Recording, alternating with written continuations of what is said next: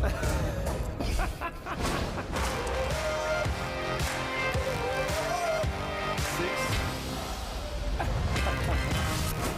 two, one. It is finally time to talk handball again, right from Budapest, from the media call here in Budapest ahead of the EHF Final4 2025. The Champions League is finally coming to an end, and we're having one last highlight for you this weekend. And we're starting it off with the media call here. And of course, I can't do that myself, but I learned a very intense lesson today. Never go running with a guy that has been running his entire life, just up and down the wing. That guy forced me 9 kilometers around an island in Budapest. But yeah, I'm sore. You were good today. You were actually Cheers. really good, and we could talk, you know, have a chat during the. It was 5:10, 5:15 pace. It was quick, yeah. Yeah, and talking. So actually, Yeah. I was gladly surprised of your performance. Thank you, thank you. Maybe he's gonna cramp a little bit during Yeah, the interviews or absolutely. something. But yeah. Tomorrow all day when we're standing, I'll just be like, But yeah, anyway, I would have loved to be surprised by that dude's running skills too. But obviously he needed to pack for a fashion week show the way that he looks right now, and he didn't go running with us. But Martin, how's it going? Yeah, it's going good, thank you. I forgot the running clothes. Maybe I should have brought it with me, but yeah, you guys are too fast, and I came directly from the national training camp to here, so the old guy needed to rest a little bit. Yeah, fair enough. But today is not supposed to be about running or national team camps, even though that was a weird flex from you there. But fair enough, completely beach deserved. handball. Yeah, well, I mean, it is a top sport, probably true. and hopefully Olympic at some point. But yeah, we're obviously here to talk about the upcoming EHF Final4 that we are about to witness this weekend. Victor, how's your emotions before the weekend?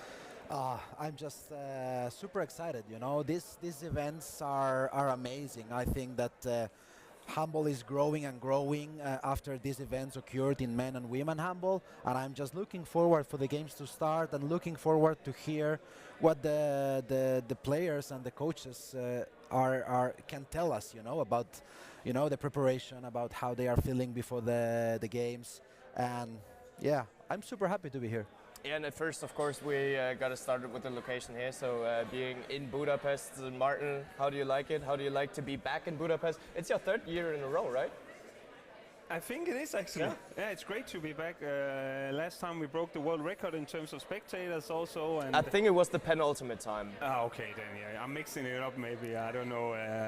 Yeah, I'm looking forward to it. The 2 Danish teams for the first time in the history also here. From a Danish perspective, it's very interesting, and Gjør coming back, and yeah, they're facing Esbjerg, and yeah, for those who's sitting out there and listening with us, the first team that we will have here is also Odense, that never been to a Final Four event before, so it's going to be interesting to hear how they're feeling, and in terms of Final Four experiences, we can be fair to say they are unexperienced, even though that they have one specific player in the team that is probably more experienced than everyone together. But yeah, I'm looking forward to it, and it's. Yeah, we'll be talking a lot about storylines this weekend because there are a lot of storylines in it, and maybe let's start with the Odense storyline. So for the past 3-4 years, it always has been the quarterfinal. They never actually made it to the semifinal. Now they are here, and they are the unexperienced ones. But where lies the advantage in that situation? Would we say they are the underdogs as well? A little bit. If you look at if you look at the teams, yeah, you have to go for Odense as the underdogs. We know what happens in the Final Fours with the underdogs, you know. So I would say they have plenty of experienced players, and especially with what happened with Vipers and Katrin Lunde joining them. Also, Ule, the coach, he's a super experienced coach. He's been there in this situation many times. So I would say they are a pretty dangerous team for tomorrow, because there is this experience inside some individuals in the group, and there is also the excitement of the first time of being here as a group and as a team. So I think they are super dangerous for tomorrow. The most dangerous underdog that we have ever seen in Budapest? Oh, Well, they're definitely dangerous towards the other teams because they have something within their squad that can challenge the other teams, especially in terms of Helena Elver, Højlund, and Tale Dahlia playing on the right back position. They have some speed and powerness, and this kind of, can you say, they're willing to just, take up the beating that is coming from the defensive player from the other team, and they play very fast. So I think they're very dangerous. Are they the most dangerous outsiders we had? Last year, I remember also Bietigheim, now Ludwigsburg, also was super dangerous. So that's a tough question. But if we want the headlines, then I'm going to say yes, it's the most dangerous.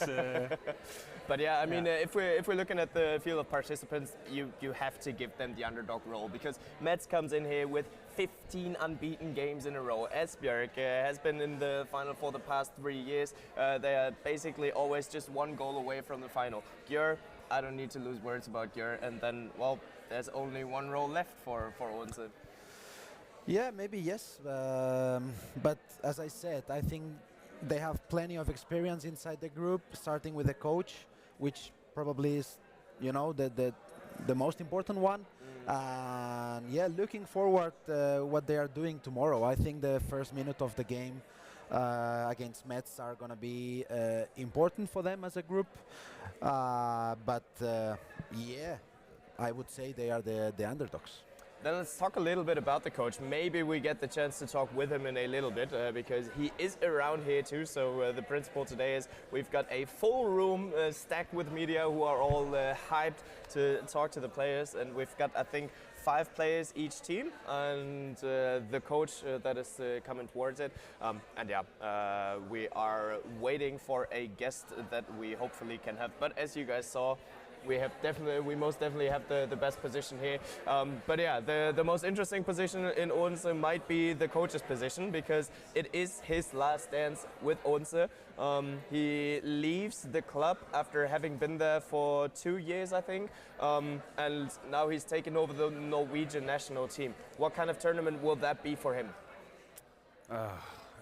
Well, for him personally, it's gonna, be the last one for now, being in charge of a club team, which is totally different than being in charge of a national team. You're together with the club teams every day and training with them, and national team is a different challenge because you get to meet a couple of times a year, very intense playing games. But I mean, he has the experience winning it 3 times, I think, with Vipers before, so he knows what it's all about, and I think he's also capable of getting the players in the right state of mind, preparing themselves for what's coming up, because we always spoke about the Final 4 events, EHF Final 4, it's something special.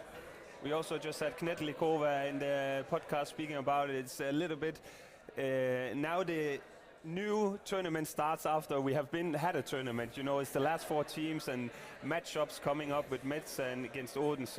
Well, for him it's going to be interesting, and he's probably also eager to end it off on a good note with Odense. So interesting, and this Norwegian playing style and mixed with a Danish one now coming up against the French ones is it's going to be interesting. I would say it's a Scandinavian playing style, yeah, because there is not much difference between Norway and Denmark. Good. Also, when you see them in the national team, I think it's quite Northern Europe playing style. Quite different than Spain or France or something like that, but yeah, it fits perfectly. The Ole, it fits perfectly to the Danish league. How much credit belongs to him for Odense finally making it actually into the...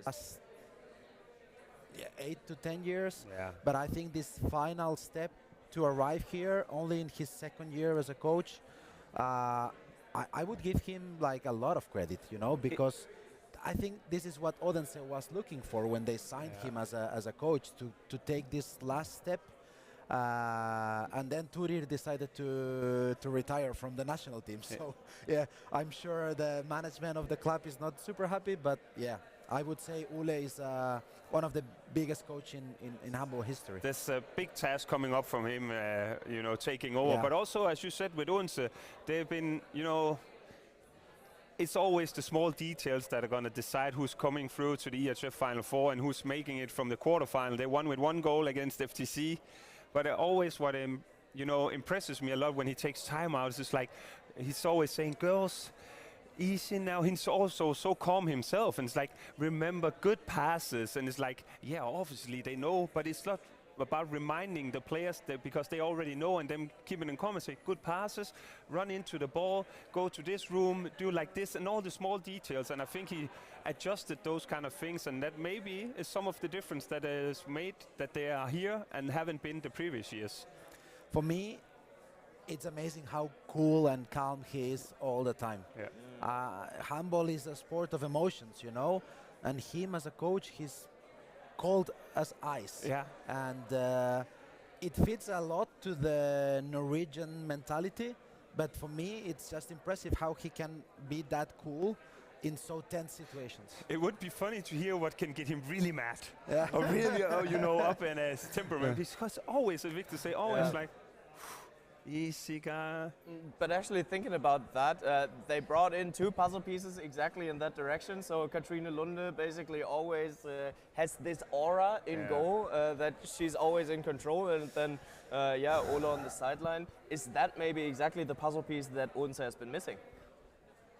Well, it's shown with the results. No, they are here.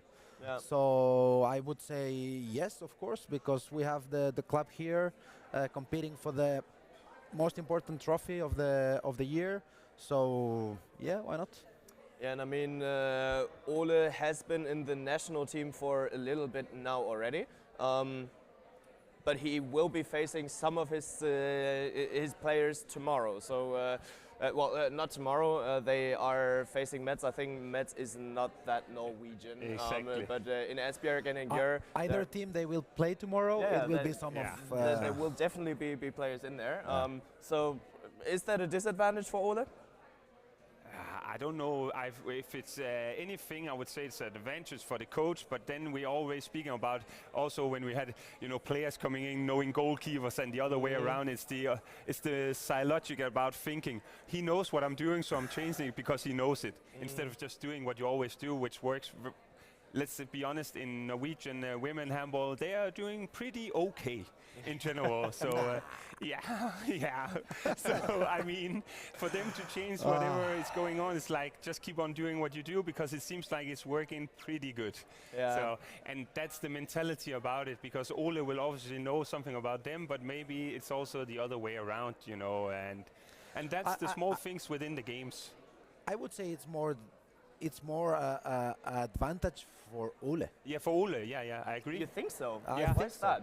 Because he knows perfectly the players and the view of the coaches when they analyze players, they can give some very, very valuable information to their players to face Henny Reista, for example, or some other great players. So, I think it's more an advantage for Ole. Yeah, fair enough. And, I think we have a guest that we can actually ask about it. We did talk with her already in the podcast, and we are very happy that we can call in Odense's line player yet again, Hello. ladies and gentlemen. Maren Nyland Ardai. How's it going? It's great. Great to finally be here. Amazing, that sounds good. We've actually just been talking about Ole, because now he's coaching you twice in the national team and at Odense.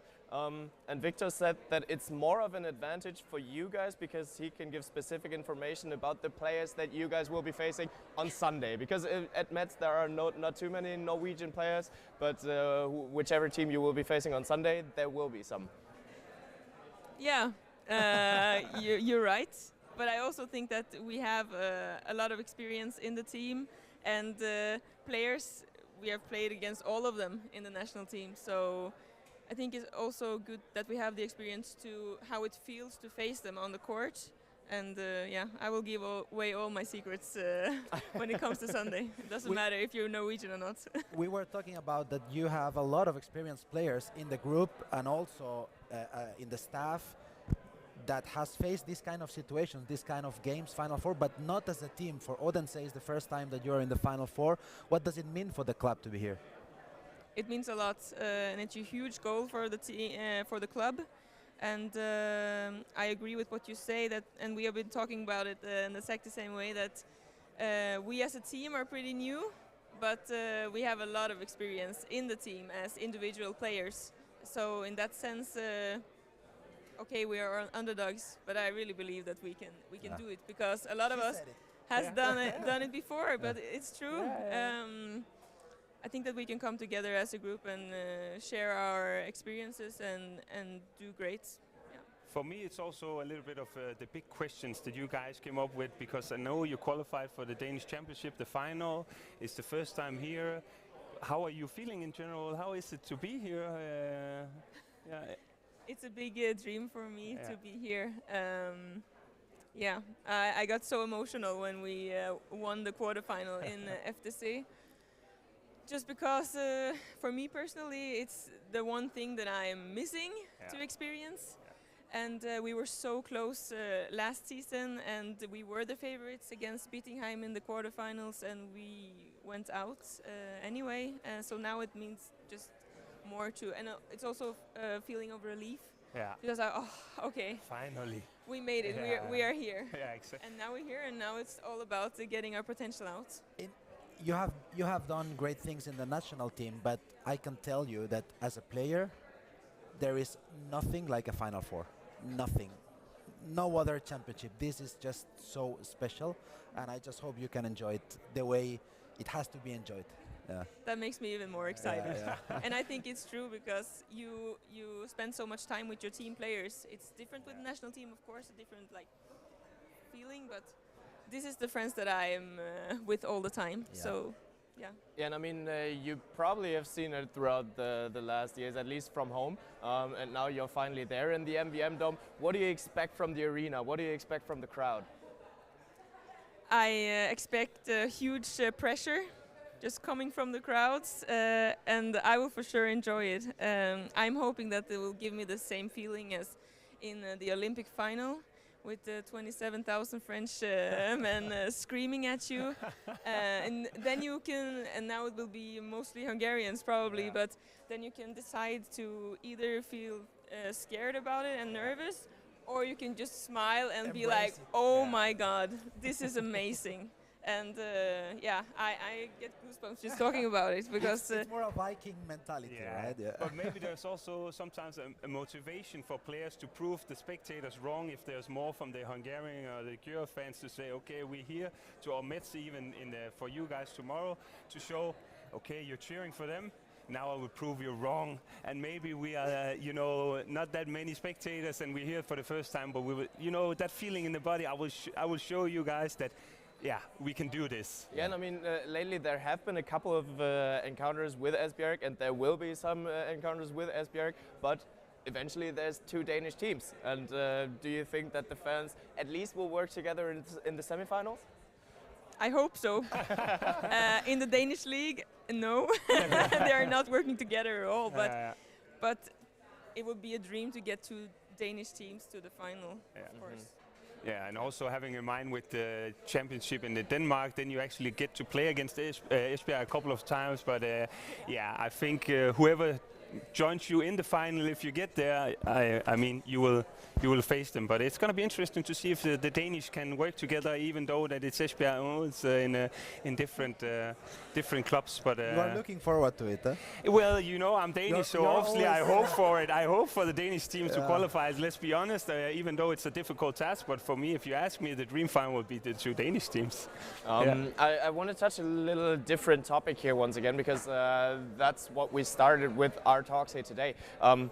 Ole came in, and after all those quarterfinal exits of the last years, you finally made it. How much impact did Ole have? How much of the credit goes to him that you guys finally actually made it? I think I will hear it from my teammates if I give him too much credit. But if I would say one thing that Ole puts into the team is an attitude, confidence, and being a little bit with your chest forward and go say why not, and focus on the things that matters, and being aggressive, go to the task to win, and not to he says to be happy to be here, that's a loser mentality. And it's true. I like it. You go here to win, so we go to every game to win, so why not go to the finals? But first we have to win the semi. go here to win. If you finally take it home, I dare you to get that tattooed on your forearm. But, well, that's some other topic. We'll see whether we need to talk about that on Sunday. Until then, wish you the best of luck. Thank you for taking your time. You're always invited to come back because, as you see, we got the best spot here. Thank you so much. Best of Good luck, luck. man. Yeah. Thanks. See you. Yes. Sweet. Thank you. Bye. Thank you. Good luck. Lykke til. Always great. Lykke Talking to til. Maren. And yeah, of course, Martin needs to connect a little more with the Danish his teams. Danish skills, you know, his Norwegian skills. Yeah. How good are your Norwegian skills? I said good luck. Lykke til. Lykke til. Yeah, I know that. Yeah, you know that. I just said that it's different in Danish. It's almost the same. In Danish, it's held og lykke. Hello, Lykke. Or little. But be careful, we will have Danish players coming in, so... Yeah, but I hope that we won't switch the language to Danish. No, we won't. I actually only know one saying in Norwegian, and that is from my Duolingo skills. It's "Stol står på sengen, the chair stands on the bed." So it's great. Thanks for that sentence. Stor står på sengen. Yeah, that's the only thing I can say. Why would you learn that as the only only... phrase in Duolingo? Yeah. Don't ask me about it. Ask the Can I angry ask you owl. why you were studying Norwegian in Duolingo? That is something for off the record. Okay. Yeah. For the running session tomorrow. you Yeah, can for the explain me, okay. of course. I'm really much looking forward to it. That will be great. Oh, But yeah, it's great to hear what Maren has to say, and you really get a little bit of a feeling of how Ole touches the team and how he talks to the players. Whatever game they're playing, they won't ever see themselves as the underdogs. So they go out on the court and they step on there to win.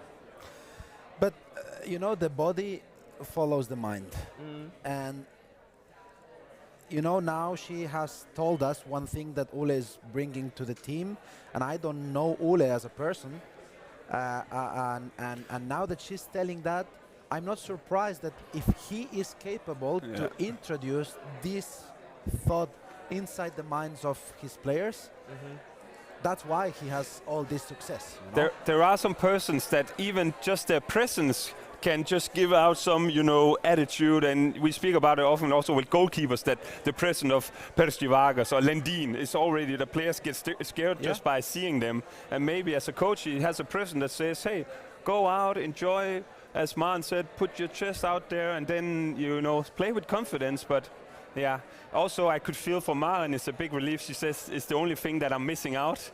And so, also the eager and the hunger that they're probably gonna come with. So it's a cliche, but obviously nobody's here just to be here. They're obviously gonna contend for the title, but I think they also believe in themselves. We missed our question, huh? Yeah, that we did. Yeah. Then we can save it for later. Yeah. You can save it for later. It's good that we still have it in the bag. But Martin, you're talking about the aura. Does Katrine Lunde bring such an aura? Yeah, for sure. For sure. And also the experience. And I also think that she's super calm. And actually, for me, it's also when she is saving a ball, then you look at her and it's like, that's reflecting on the other players that, okay, her calmness, her coolness about whenever she goes to a corner and she's like easily save the ball, make it look easy. It's probably not is. Yeah. And then that feeling around it is also. So we have a guest coming in. Hi, Ole. Yes. Du sitter her. Hello. Hello. Nice to see you, and good that you're back in Budapest. The last time that you were here to defend it for the third time in a row. How does it feel to be back? It's great to be back with a new team, but I hope that we can perform well this season as well. I bring some of the players who was with me the last time with the Vipers, but all in all, it's quite an experienced team in the Final Four setting. Is it more special for you this time, having in mind that you're now also going to be a part of the Norwegian national team, and then, being the last season in Odense? Yeah, it is a special feeling, knowing that I'm in my last 2-3 weeks, and hopefully we get some good experiences the last weeks. Before you came, we actually spoke about that whenever we watch the timeouts, you're always very calm. And always, from my point of view, it's like a mix of calmness and confidence. Do you ever get angry or, on the high note? Do you have a temper in there? You should see me in training. Yeah, I mean, I do most of my yelling in training. But I mean, coming here, the stress level is so high. Yeah. I don't help anybody if I'm yelling as well. So in that respect, I try to be calm and don't say too much, because I've trained the girls to take decisions on their own. I think that's important. So for me, it's not about saying too much. We have done the preparation, and then it's about to bring it out on the field, and the girls are good at doing that. Okay. So getting you mic'd up on the sideline wouldn't give us too much information? No, I don't think so.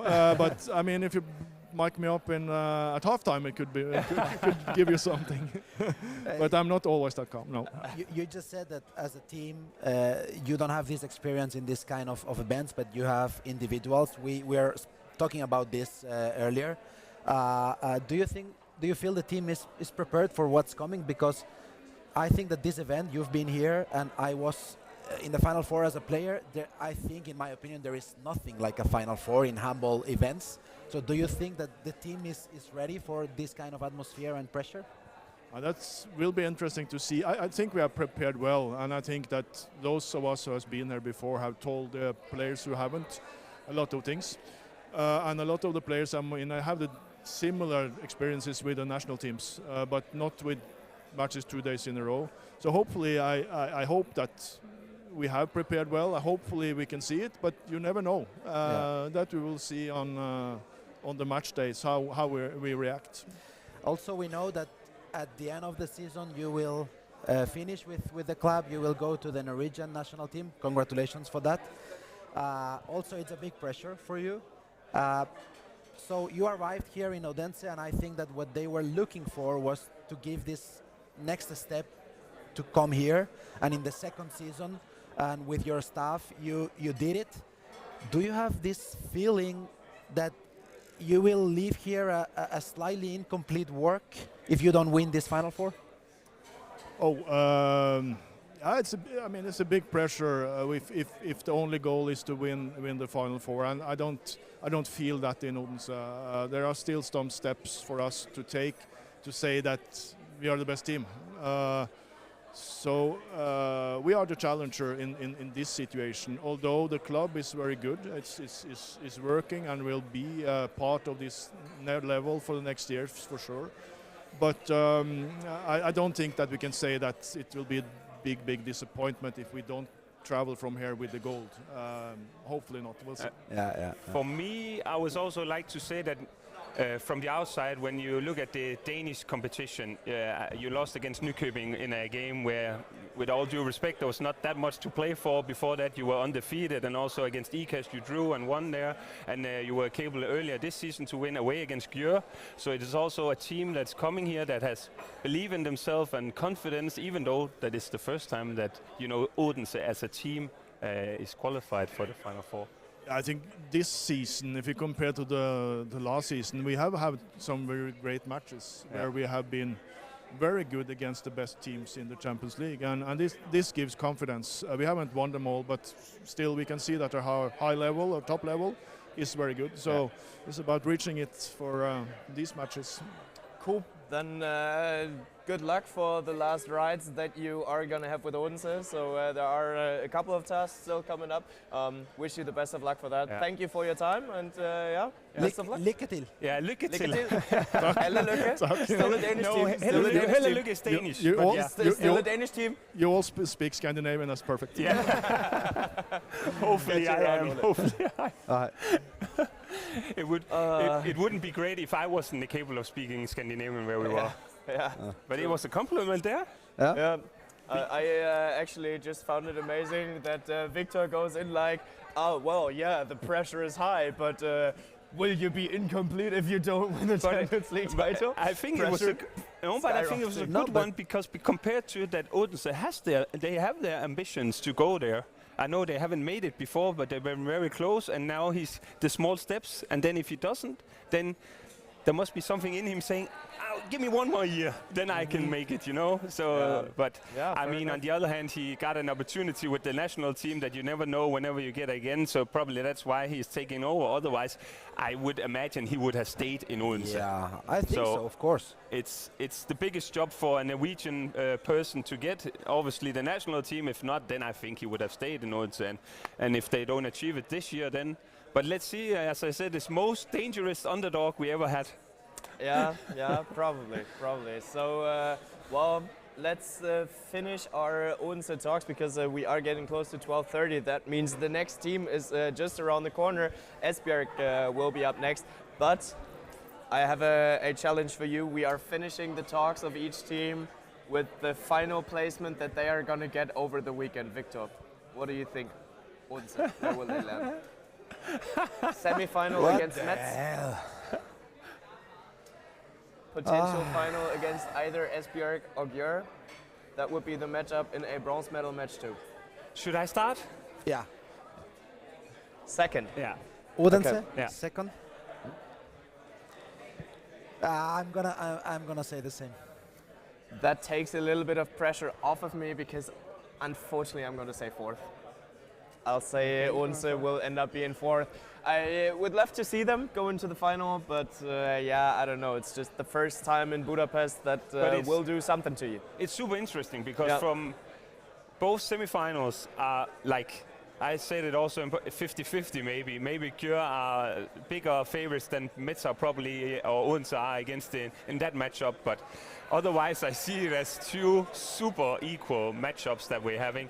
Even though that I think it's like Esbjerg, we're probably going to speak about, they struggle to beat Gjør, but it's always intense. And if you look at the squad from Esbjerg, they have the capacity to do it.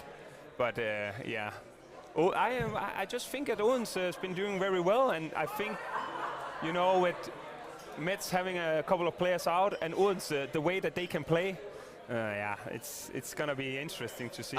I'm gonna give a little bit of my prediction away now already, but I think they are gonna face Gjør in the bronze medal match, and but they won't. We said it also. Goalkeepers are deciding, and Althea Reinhardt, Jarl Holde, and Lunde. The golden goal, you know. Yeah. She's gonna be here.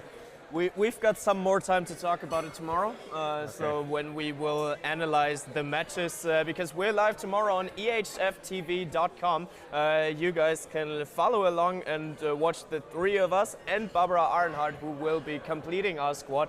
EHFTV.com. Some geo-blocking restrictions apply. So if you want to watch ahead of buying, maybe just check whether you can see it. Check it out. Yeah, that would be. We don't want you guys to broke your computer after buying the pass. Fair enough, but I mean, it's always a good sign to not see Victor Thomas. Nah, I'm just kidding. But then let's move it over to our next team, and you actually already said it. Esbjerg, they are having huge troubles beating Gjør. So Esbjerg is still a quite young team in the handball world. 2016, I think it was their first year, and it has been 9 encounters against Gjør as far as I know. So I think 9 or 11, those are the two numbers that we're in between right now. 9. I was wrong when I said 11. It was something else. 9 games, 9 defeats. Why is Esbjerg never capable of beating Gjør? The short answer would be because Gjør are the raging champions, and if not, then one of the best teams in the world and the biggest club on the women's side. So it seems like sometimes whenever you do great in one club, then what's the next step to do? Go to Gjør. That's how it's been the previous year. I think it's going to equaling more out also with Vipers when they were there before. Then we have Chesham, we have Esbjerg and all the other teams. But yeah, why is it so difficult? In Gjør, it's always difficult to play. So they had their chances at home, but experience also maybe has something to say. I don't think we can say now that Esbjerg don't have it because they've been here so many times before as a team, and also the players within the team has been here. So yeah, that's. But you know, I would say that playing at home in the Final Four in Budapest as a home team, it is a lot of advantage. But 9 out of 9, it's a lot. You know, and I would say it's something mental a little bit. It's psychological a little bit for Esbjerg as a club and as a group. But of course, all these statistics are made to be broke, you know. And they will eventually. Yeah. Is tomorrow the time? We don't know, but eventually they will break it. Also with the because it's been a year. Also, we said it earlier with Olympics, with the European Championships, with Champions League, national, domestic league, cups. So how are some of the players feeling also? And I know that Esbjerg, for example, have been, can you say, resting Henny Reistad, not because she wanted to, but with 140 goals, they have been resting her, you know. But maybe preparing her because this is the final event and this is the biggest one. And let's be honest, we had high expectation to them earlier, but they haven't fulfilled them. They lost all the games they had here in the semifinals.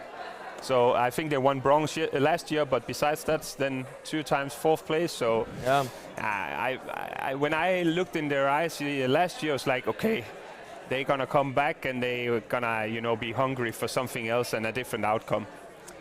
What's the mindset like when you go into a Final Four and 3 out of 3 times you lose the semifinal, 2 out of those 3 times you lose the bronze medal match too?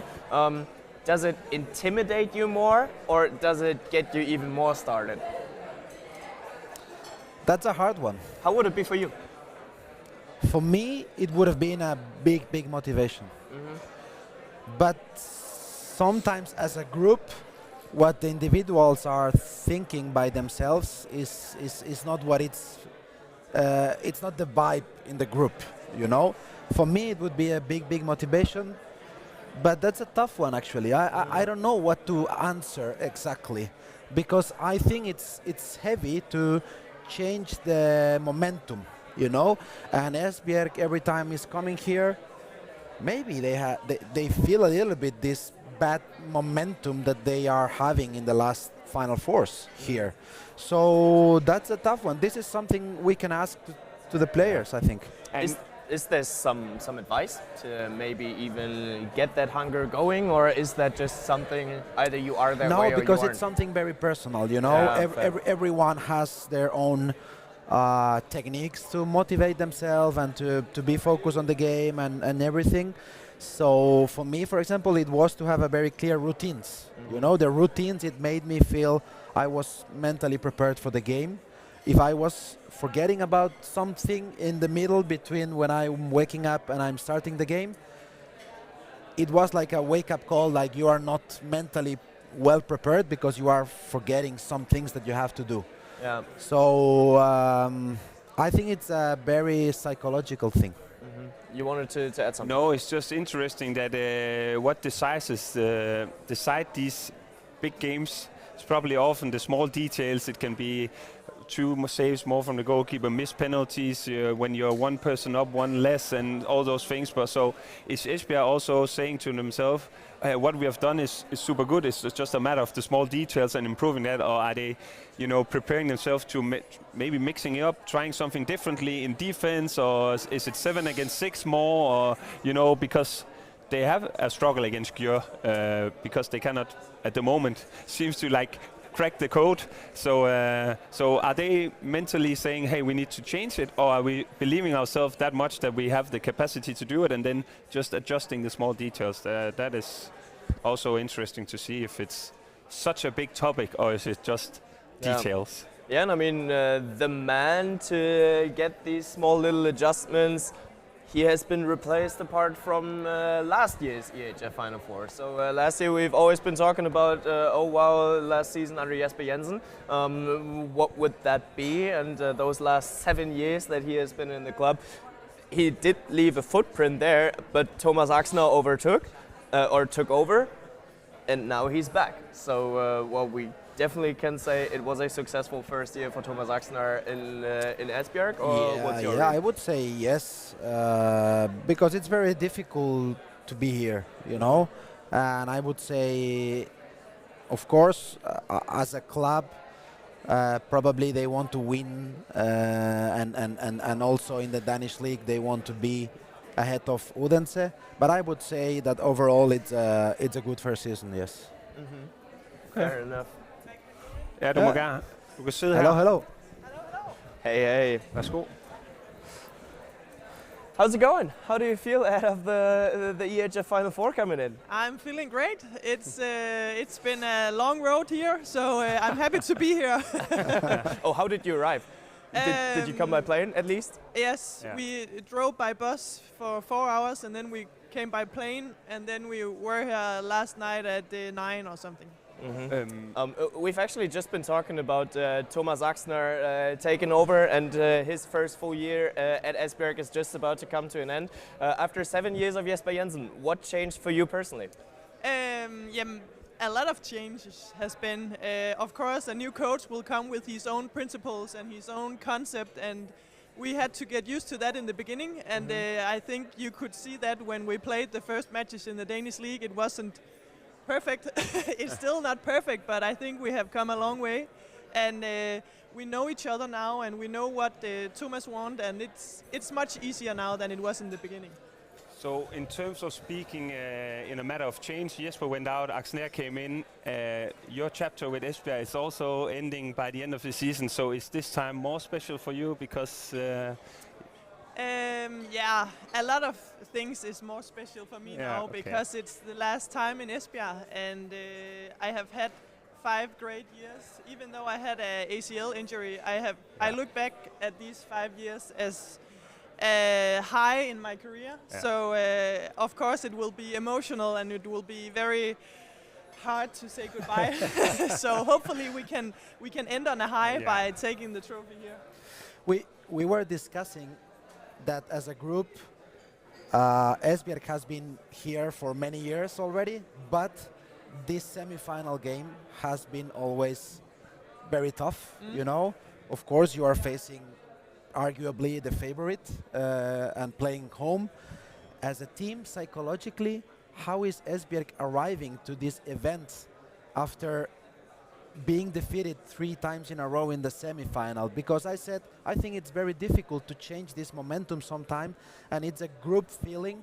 So how is mentally the team prepared for what's going to happen tomorrow? I really agree. We have had troubles in the semifinals, and that's all mental. Because we have been here for some times now, and we have a lot of experiences, and we know how it is to be here now. So I think we have worked with it mentally, talked about it in the group. How do we go to this semifinal and really try to break the things we have done before? So I think it's mental, and I actually in a place now where I'm feeling like we're ready to try to take the next step. I love it. Yeah. So this year it will happen. That is great. Actually, I want to come a little bit to your legacy in the club, because as you said, you've been here for 5 years, and the club isn't that much older than those 5 years. Especially in a young club, how did Esbjerg develop throughout those 5 years? I think they started the journey before I came. They started to have a very much focus on the training environment. They really wanted to be a good team by have a good training, and they just built on. When I came, it was very important for the coach and the team around that we were good in training, and our trainings looked like matches. So we built onto that, and then I think it's the culture in the club. It started from not being a top team in Denmark and worked up, and it's not easy, and it happened over a lot of years. So the development the club has been through the 5 years I have been, it has been amazing to be a part of, because starting from a lower stage and then working up, that's the best feeling, and the feeling of developing as a team. It means more than maybe winning from the start. It's much more fun to win when you have struggled to come there. Yeah. For me, it also shows that in the earlier years in Denmark, we had Viborg and then Slagelse Dream Team and those kind of countries. And before it was like, can Esbjerg make it to the Final Four? Now they are at a stage as a club where we expect them to be here every time because they have the, the quality and the capacity within the team. But now you also qualified for the Danish Championship, and earlier you also won titles. And so, how is the feeling within the team? We spoke about your confidence, and you work with it mentally about this thing being here, and now you gained the experience from the last year. Everyone is fit and fresh and ready to prove everyone being wrong, or how you can say it. I feel like we're in a good place. It has been a long season, and it has been a season where there was the Olympics before, so a lot of the national team players haven't had a break for I don't know even how long.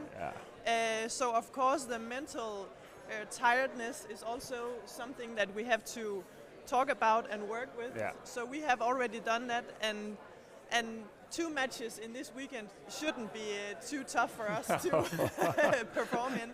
But you never know when you're here. It's the small details, and hopefully they will benefit us this time. But we need to cut it short here because the other journalists, they are waiting, unfortunately. But we need to ask just one last quick question. Okay. Yes. If it wasn't for handball, what would you have become a pro in? A pro in? Yeah, so what would be your profession? Yeah. You could say tax advisor. If you for wouldn't be a instance. handball player, you would be I would be a basketball player. Amazing, cool. So pick and roll with Mette Tranborg. Only Great. because of the height, or because that you're very good at it I'm also? good at it, Okay, of yeah. Yeah, Okay, obviously, cool. So thanks a lot, and best of luck for tomorrow. Thank you. good luck. Held og lykke. Yeah, now he switched over No, to but we did it Danish. all the time. That charming prince. We did it all the time. It would be rude to change it once you started it. Yeah, absolutely. A basketball player. It's our first answer. But the the obvious confidence, answer, it's the I would say. confidence showing already. Yeah, I loved it. Yeah. she brings Of the course, aura. I'm good. I loved Why it. did you even ask? No, but I wanted to feel this actually. You Yeah. know, that they are not coming here defeated, saying, we know we lost 3 times in a row, blah, blah, blah. I loved it. Mette is also a type of player that can show the path and the way how it's supposed to be done. If the team is not there, then she will step onto the court and, bring in the big guns and then show how it's supposed to be done, because she's not only tall but also physical when in terms of defensive style. So, but they seem ready. Yeah. They seem ready. I think Mette is the tallest player in the building. No, isn't she? Breistøl. Breistøl. Yeah, you're right. But I think it's 1 centimeter. yeah. And Yeah. But most definitely, it is amazing to see that Esbjerg. Hi, Victor. How are you? How are you doing? how are the legs feeling? They start to get sore, just a little bit. But no, we're fine here. It's just amazing to see the hunger in their eyes. So the hunger in, now we've just talked to Mette, but the other players that are running around here, they seem confident. Everybody's smiling, no one is intimidated. And I don't know how I would have reacted in such a situation because, it can get close to you when you're always that close, but it gets pulled away from you in the last second. Yeah, but it's the way to be. Otherwise, they wouldn't qualified, for the Final Four. So, of course, I loved it to feel this confidence in Mette, but it's what I wanted to see, because then it's like, of course, as a group, they feel they can do it, and maybe it's in the eyes and in the minds of the outside people like us that we see it's quite difficult, because of the history of the competition. But I loved it to see this, to feel this confidence. I agree, but it's a little bit also, when we spoke about it now, I start thinking about Metz. Won the French Cup, the French League, are here, undefeated as the only team. They come with confidence. Gjør won the Hungarian League. They're here, the region champion, coming with confidence. Esbjerg just said we're coming with confidence, and Odense also. Like it's the teams with where they believe in themselves, and obviously they will. But it's going to be interesting who's leaving here with the, their arms above their heads. It sounds like a lot of drama. actually. So when everybody's coming in with confidence, it does sound like drama. Somebody has to leave with less confidence. Final four without a drama, it's a birthday party, you know. Yeah, that's true. Yeah, fair enough, fair enough. I actually am just grabbing the water for you, Martin, here. Oh. Thank you, thanks a lot. For me also. For you, Wow, of course, thank you. course. Just the throat gets Okay. a little dry every now and then.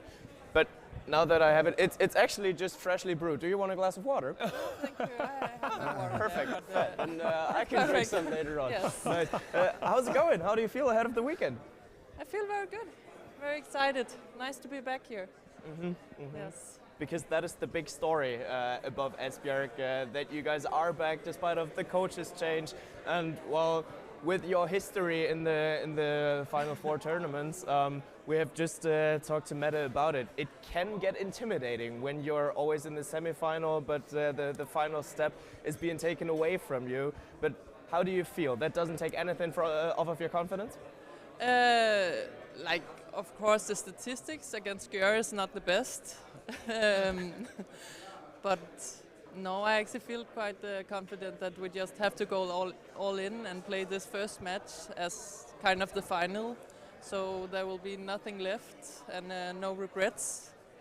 Yeah, and also I don't have the same history. Would you say that throughout the years Esbjerg has been growing as a club, and now the last 4 times you've been here, do you feel as an Esbjerg player that the pressure has been increasing with the years, and this semi-final, it's a big pressure as a club, that as a club Esbjerg needs to go through this semi-final and play the final? Yeah, like I think the pressure on Esbjerg has increased during the years, and how they has been here the last 4 years. Also for the fans at homes and our sponsors, they expect us to go here.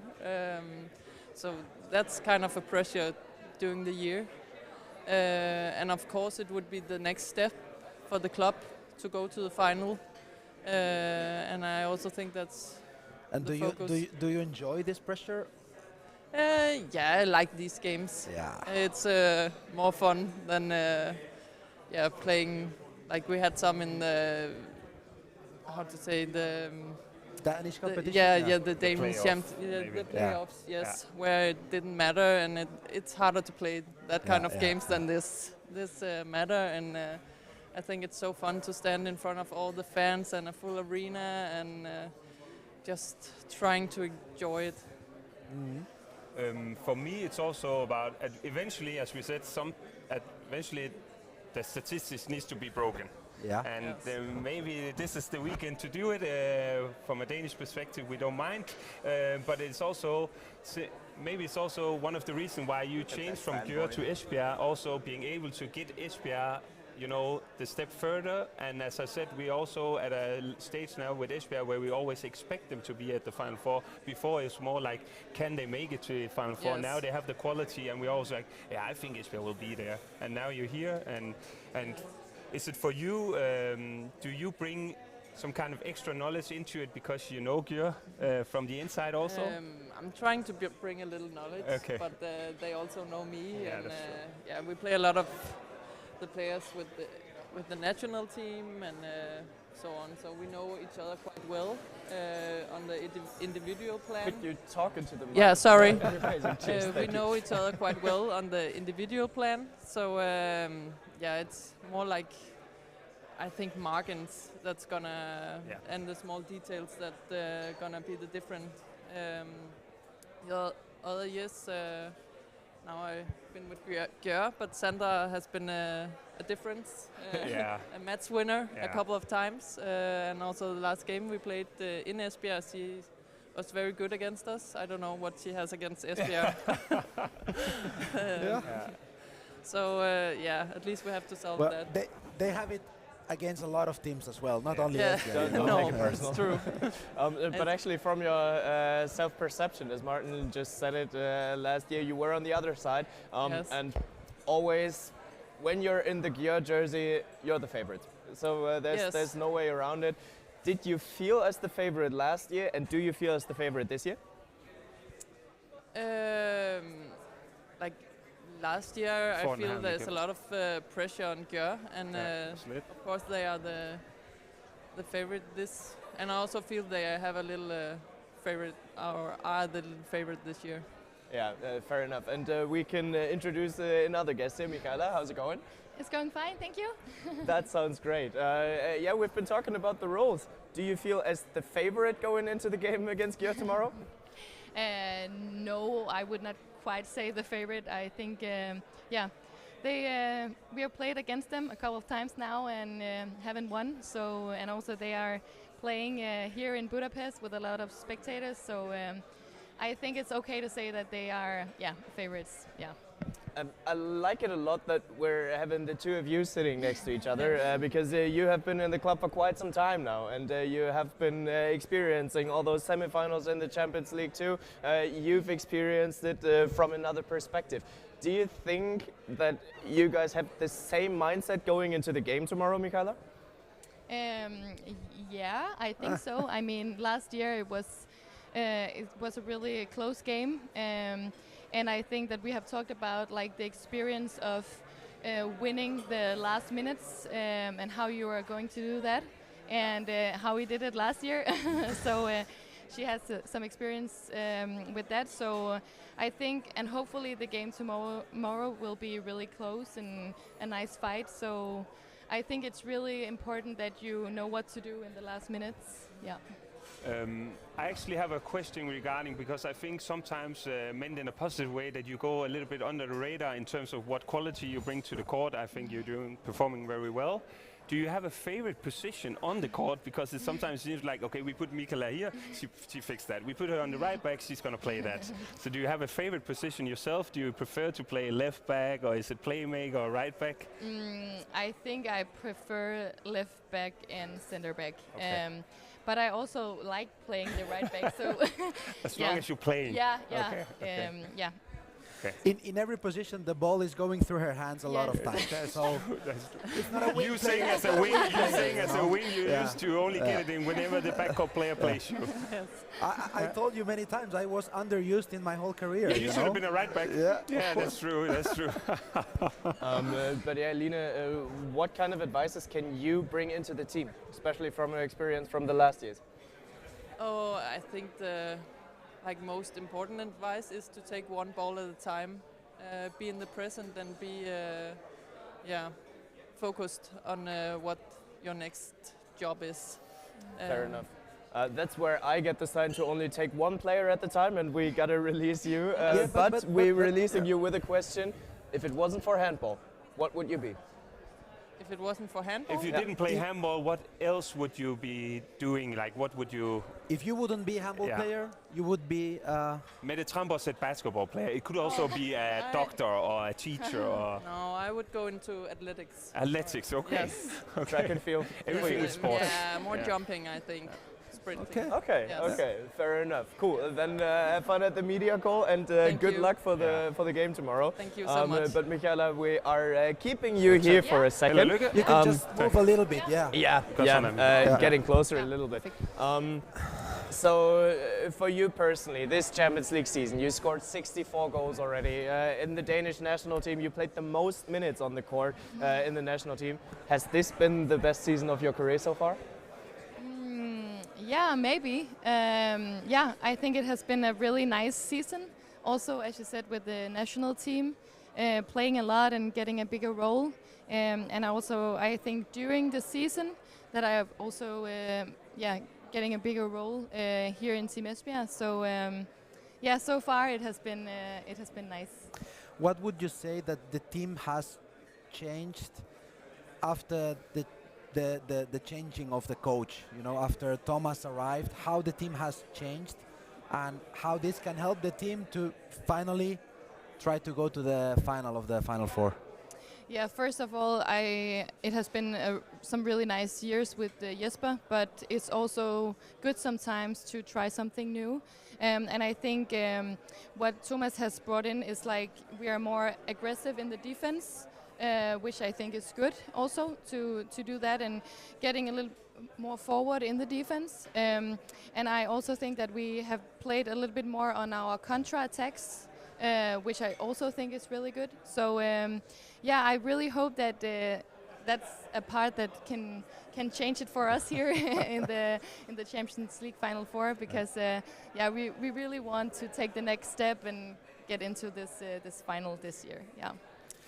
Do you actually like tomorrow to play as a guest and maybe prove everybody wrong in the arena that yeah, Esbjerg is here and we can do it, or you enjoy more playing as a home court player and having all the atmosphere with you? I think I actually like both things because yeah, I think it's difficult to say, because I think of course it would be nice if we were playing home with 10,000 spectators. Of course, I really think that we have a really nice arena in Esbjerg. We have a lot of people coming every time. But I think this arena here, Dome, is amazing. I really do. And I know that there will be a lot of Esbjerg fans here also. We have our little red corner, and that means a lot to us. So I don't know. I mean, it would also be really nice to prove everyone that we could win against Gjør and in this atmosphere. Was that an application to have a Final Four in Esbjerg? Yeah, of course. But without knowing, I also think that you get motivated by proving Gjør fans that they are wrong. Yeah, and let's see also, we spoke about earlier, if it's Odense and Esbjerg fans together will cheer for each other in to get a Danish final. Yeah. To get there is a dream scenario, and also, but Bengt said it also, playing a lot of minutes, and obviously I know there's 2 games this weekend in the Danish Championship, but how are you feeling also mentally with Olympic Games, the European Champions League, I think it was, Cup Games, the Danish League and Champions League, basically no holidays. Yeah. So you are feeling okay with the body is in shape and also mentally? Yeah, I feel so. And I mean, now we are here, and I know that everyone wants to play good here, and also myself included. So I feel my body is good and my head is ready for these games, and yeah, I'm just really looking forward to play. So of course it has been a long season, but right now I'm not thinking about it. I must be honest. I feel that I'm here and I'm just ready for it. Yeah. Amazing. I wish you best of luck for sure. Thank you so much. Gotta cut it because you are seeing your opponents over there, and we don't want you to tell anything that you don't want to tell. But of course, if you wouldn't be a handball player, you would be. You had time now to think about it. A lawyer, I think. Yeah. Ooh, that sounds because you're studying to become a lawyer. Yeah, it makes sense. I'm studying besides him. Yeah. Fair enough. Cool. Then thanks a lot for your time. Thank you. Catch you around tomorrow. Thank you. Thank you. Good luck. Thank you. Amazing. And okay, we gotta keep the Esbjerg question in a little bit, because of course we are switching it up already. We are switching it over to the next team already. Hey, Martin. Hi, Dion. I have to stand up to say hello to you. The goal machine. You know? You're welcome. Now I feel ashamed that I didn't introduce myself. Hi, Bengt. That's Victor. That's Martin. You might know them. And nice seeing you. How's it going? It's really good. It's really nice to be here, so I feel really good. That sounds great. So looking forward to a home weekend again in Budapest for the EHF Final Four yet again? Yeah, actually, yes. It was nice to just go in the bus yesterday, drive 2 hours, and now we are here. So it feels really good to be in Hungary, and especially with all the fans. We have many, so I really hope there will come many. So it feels a little at home to play in your own country, so that's good. Is that the extra pressure for you girls to play home? And you know, everybody kind of expecting that you are the favorites and that you are going to win this Final Four? Yeah, maybe a little. I think we have a lot of fans, and the pressure is of course there, and we also know it, and also especially from the fans, they expect good games and that we win the trophy. But for us as a team it's also good, because you come here with 1 goal and that's winning this trophy. So I think for us it's fine that we get this extra pressure, and for me it's just really nice to play in a big arena with a lot of fans, and I think it gives also a lot of extra energy to have all those fans behind us. So I think it is a little both ways.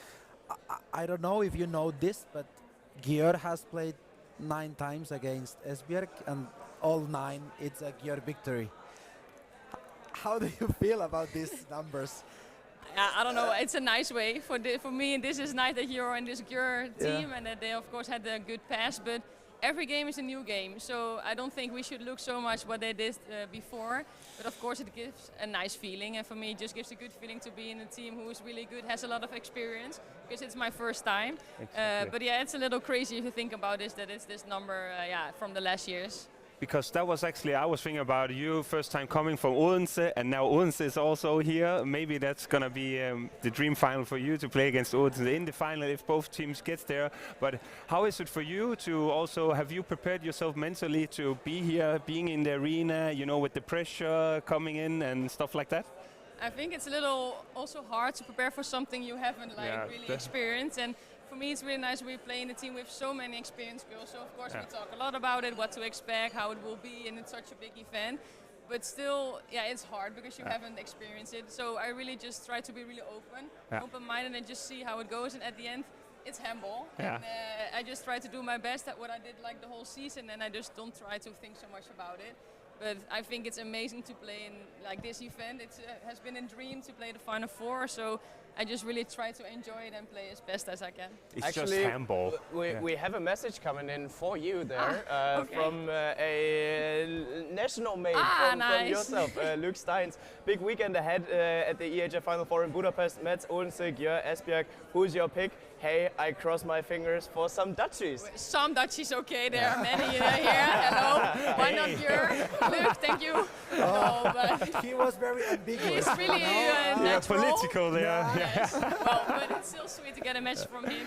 But I hope a little you will say the greenies, but no, it's okay. How well do you guys know each other? How close is the contact?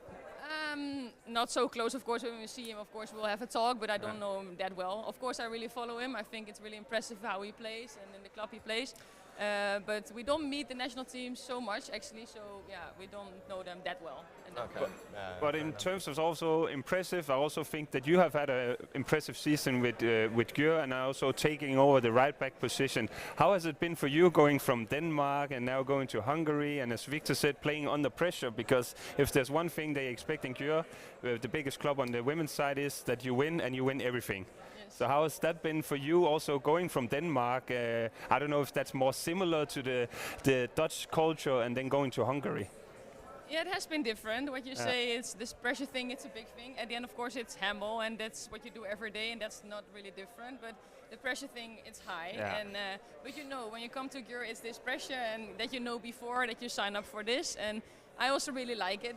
It's you have to win every game, and I don't really like to just go in a game and lose. Okay, let's see. Like, I think it's cool. You have this pressure, and like you have to win. But I think in our team we are pretty good and just like focus on the game and not so much at like what if or we need to. So in that way also we have a little calmness in our team. Like, we know we have to win and we really want to win because we are so eager. But we don't put this word pressure all the time. I don't think that helps us. So Okay. Cool. We are getting a little pressure from the media around us because, of course, whenever somebody else has to talk in, then the media attention is even higher in Budapest. That's why we say thank you, but we let you go with a question here. If you wouldn't be a handball player, what would you be? Yeah, that's a good question. Hard one to say, but I really like sports, so I think maybe football. I really liked. I have two brothers, so we also played football a lot. Maybe this, I don't know if I will be as good as I'm in handball, I don't know. Are you also lefty in football? Yes. Oh. So, could have a good future? No, but I don't know. There have been some Dutch football players with a strong left foot in the past. Yeah, right, so well, maybe after, no, I don't know. But so maybe football, I don't know. All right, cool. Then thanks a lot and best of luck for tomorrow, for the game tomorrow. Thank you very much. Good luck. Sweet. Good luck. Diona Hause for everyone who's just listening and not being able. Thank you. Catch you around. Thank you, Diona. Best of luck. Amazing. And then we got cut short a little bit in between Gjør and Esbjerg, but that's not too bad at all because they are facing each other tomorrow. And are they coming up a little bit of a rivalry? You know, I loved her energy. I never spoke to her. It's just handball. You know, but it's just humble. This specific phrase, I loved it. I Like, do it it's every just day. handball. Yeah. I just come here, I enjoy my thing and do my thing, and yeah, I loved I it. do it every day, man. It's just like washing the dishes. I play handball. It's just handball. Yeah. Even though it's 20 people, Yeah, fans watching me playing handball, but it's just handball. But she's also a player that's very determined. Whenever she's like, she can go from the right back over to the left back position and shoot and score and run back. And she's, yeah, she's very, how can you say that, meant in a good way, entertaining to watch because there's always something happening around Gione. Yeah. Maybe I'm gonna say something stupid, but in my opinion, she's so young. She is potentially the future best player in the world. Okay, that is a. So in big 10 years, statement. when we still sit here, then we will have to talk about whether she became it or not. Yeah, because I know now that I talked to her, close to her, her energy, I liked it a lot, and the way she plays, it's like she's enjoying handball, you know, and I think she has everything that a handball player needs to have to become the best, and yeah. There's a guy on the men's side who's actually has been living this energy throughout the past years. His name is Matthias Gitzel. I don't know whether you heard about him, but he's always out there saying, I'm just a guy who's willing to play handball. Don't know the guy. Yeah, fair enough. And he's not the topic because we're here at the women's Exactly. He will be in 2 weeks.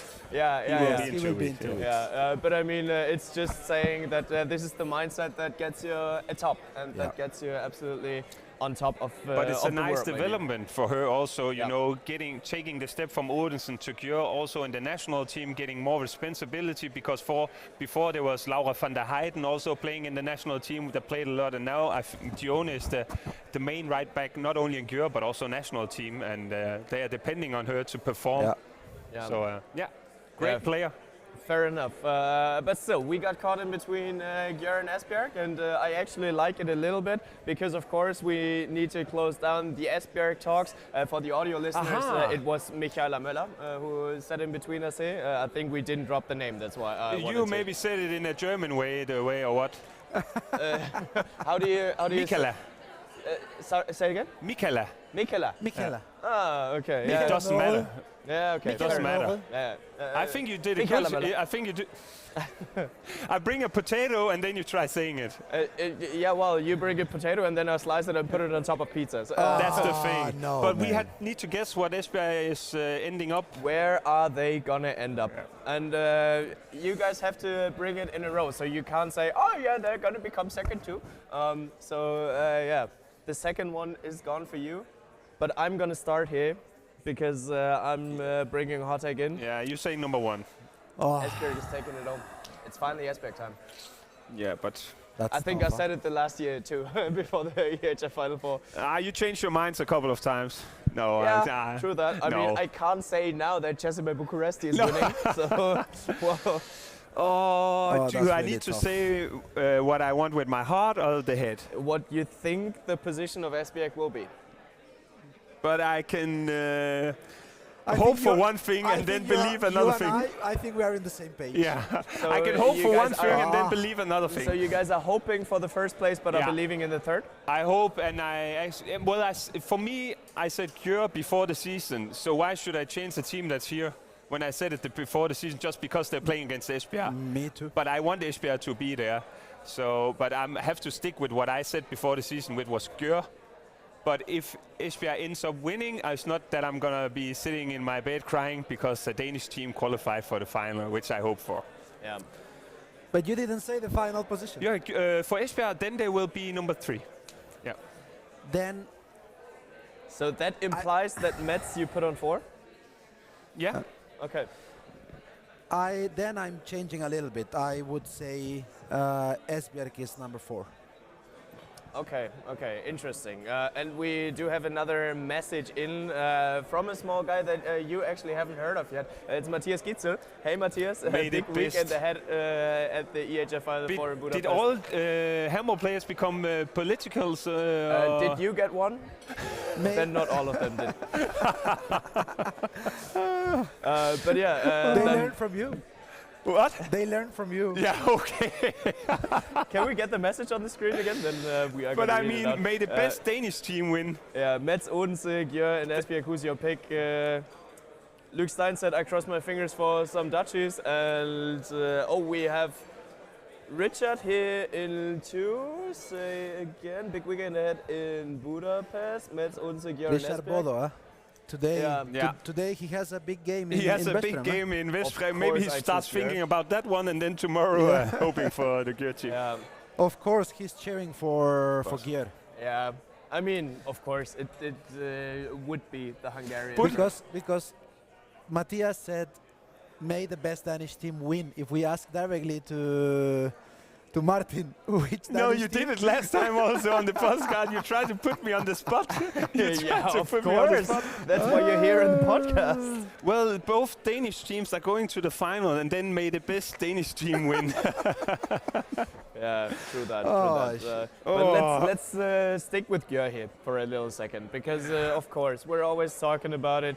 It's their 10th appearance in the EHF Final Four, and they are always there. I think it's the 9th consecutive time that they're here. And of course, you're always talking about the biggest club in the world, the favorites, and whatever. You have been in that position too with Barcelona, that you're always in the favorite role, and after having won it a couple of times, how do you keep the hunger up? The competition and the event itself, it's making that this hunger, it's not a big mental effort for anyone, you know, because always when you are there you want to win, and this competition you want more every time. So I think that it's quite easy to keep hunger for this competition. Yeah. Probably, because in the end it's still the biggest trophy in the world that you would want to achieve. And I mean, it is the first full season under Per Johansson, so we reminisce a little bit. Last year, I think it was around end of April, when he took over Gjør from Ulrich Kirkli and directly led them to the title. That puts some pressure on the trainer position, because right now each and every Final Four tournament that he played, he's won it. Yeah, but isn't it what most coaches, they would like to, you know, have that pressure and that expectations, because now he's in charge of the biggest club in the world. And I mean, he was also put in that spot for them to achieve it, because last year, if I remember correctly, FTC also won did they win the league, or did they win the cup or something like that? They won the league, yeah. Because they won the cup, FTC, also this year. So as we said, we expect Gjør to win everything, and when they don't, it's actually a problem, even though that you can say they won the cup and they won the league. Yeah, but you didn't compete in the Champions League, and that's going to be a problem. But yeah, he was under pressure last year because he took over from Kirkely, and they didn't like what they saw from him. And now he's there, and he will try to be back-to-back. Hi. Hello. And we are getting a visit once again. Hey, nice seeing you again, Kari Brazzadale, coming into our center here. We open the talks with the same question. How's it going ahead of the weekend? It's going amazing. It's really nice to be here. I don't know, it's a special feeling to be in the Final Four, and I feel like every time I come here I get into this kind of bubble, just ready to come into this performing mode, and just being together with the team. So it still is a special feeling, and it never even falls flat, just even a slight bit. No, but I think in my first year I was more maybe big eyes and curious and this. I know more what to expect now, but it's still a special feeling. I still get goosebumps when we talking about what's ahead of us, and this doesn't change for me. We said that it's the first full season under Per era in Gjør, under the new coach that came last season and took over in the middle of the season. Do you think there is more eyes on Gjør because of that? Because it's the first full season of Per in the bench, and it's an extra motivation or pressure for you? Yeah, I think that it might be true. It's the first time Per has the time to really shape his team from the start to the end. But at the same time, I think that every time Gjør comes here, we will come with the pressure. It will come with high expectation. We are really used to that, and it's also something that we talked about together, that this pressure is there for a reason. It's because we are good players, we are a good team, and we try to also use this pressure to build confidence, actually. You know her very much also from the national team, but how was it for the club and for the team as a group to lose Stine? as a teammate and as such a player that she was. No, but Stine, it's hard to talk about her without getting emotional, because she's such an amazing person. But also on the field, she carried a lot of responsibility. She was controlling the attack, both national team and the club, for many years. Forever? Forever, it seems, for as long as I played at least. And it leaves, of course, an empty space. But I felt also this team of ours this year, we got 7 new players in. It's also big changes.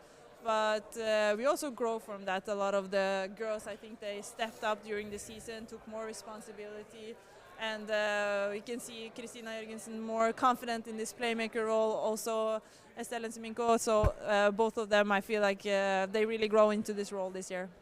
I mean, you are one of the longest serving players at Győr, so you've been around quite forever, it feels like. And now that you're talking about it, 7 new players, new roles for some players that have been in the team already. New coach, was that the most drastic change that you experienced at Győr? I think so. This year I think these changes was maybe the most changes I've ever felt, and it took some working this season to really, to change ourselves, because it's normal when you come as a new player that you use a little time to find your place. Maybe you don't speak up so much, you wait a little to take this responsibility, but this year with 7 new, they didn't have time. We had to push them to take this place and to speak up, and I think that all of them did it in a really good way, and they taken this responsibility really good. Does anyone ever have time at Győr? No, maybe not. That's true.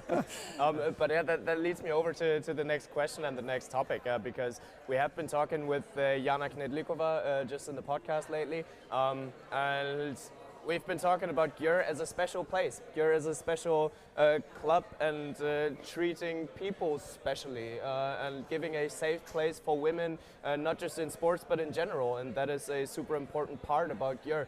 Would you agree on that? And in your own words, what's so special about Győr? I really agree on that. I feel like we are one big family, kind of. Of course, I feel like we take care of each other. We are really taking care of people coming in, and also about people being there a long time, and they also open up more that we can be moms and still play, and like this is super important, I think, to keep players to play longer. In my case, it made my career longer, and to be still able to have a baby in Hungary and still play on, it really means a lot, and I think that the club did everything they could to adapt and to help this new situation also for them, and I think that this change is really good in modern handball.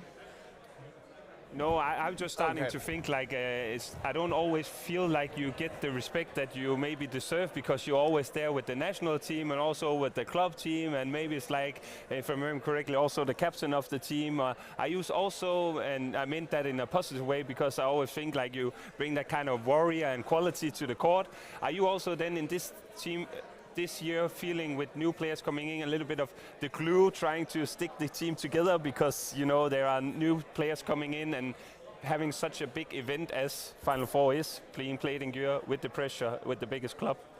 No, but for sure I feel this responsibility, and I feel that as also a captain that I try everything I can, and everything I'm saying and how we're speaking together, to find a way that we feel together, and that also the girls who are new to this team and to the ways that everyone learn fast, and this is a responsibility that I maybe carry more this year than the other years, and something I don't take lightly. Yeah. I'm actually super happy that you're here with us today, because you definitely have the coolest birthday of them all. Birthday? Yeah, it's the 15th of February, isn't it? Same. Yeah. 15th of February? Yeah, they have the same. Then Martin, you can just go away. I know. Yes.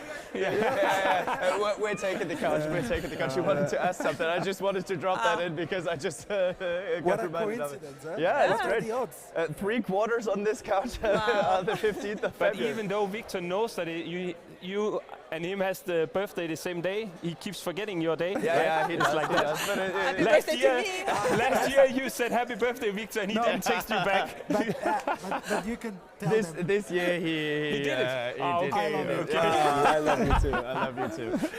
But you had a question for Kari ready before I interrupted with the birthday topic. Sorry. Important topic. Yeah, it's a very important topic. Going back to handball, you know, the history between these two teams, Esbjerg and Gjør, and all that has happened in these 9 games that Gjør has beaten Esbjerg so far. What do you expect tomorrow from Esbjerg in such an atmosphere? Do you expect a really aggressive team? Yeah, for sure.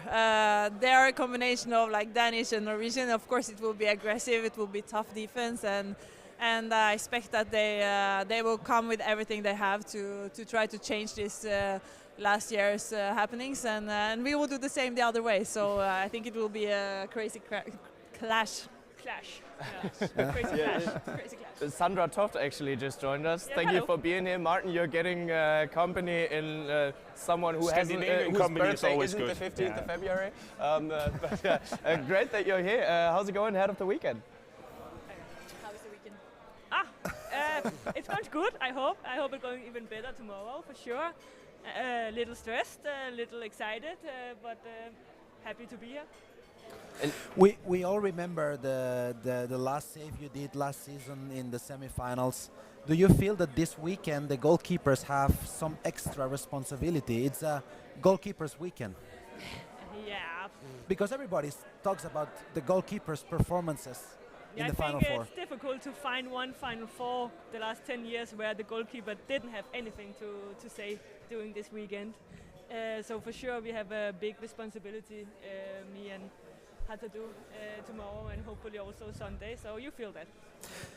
Sorry, I keep it going, but always when we talk about you, what I say about you is that I really love your attitude in the playing court. You know, I really like it.